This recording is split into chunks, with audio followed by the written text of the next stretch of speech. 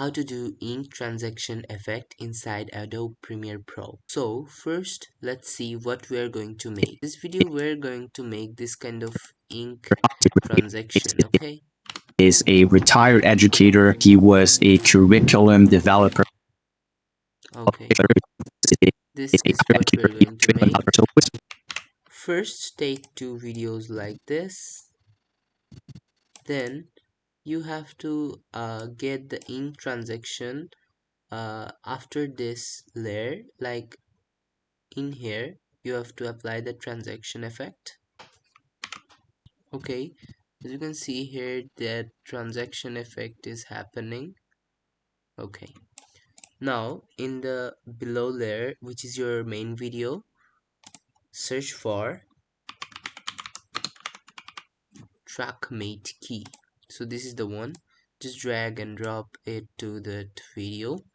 Okay, now in here you have to select this video, okay, which is V7, video 7. Let's select video 7 from here. So as you can see, we have selected that video 7 and nothing is happening. Now what you are going to do is just press this button and make it to matte luma. Okay, so it will be like this. So now you are one step away from the thing. You have to click on this reverse button, so this thing will happen. Okay, in the front video you can apply the same effect. I am just dragging and dropping it, like I am just copying it and click on this and then pasting it, so it will also affect that one.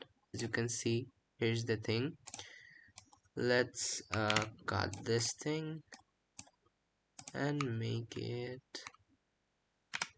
duplicate for this.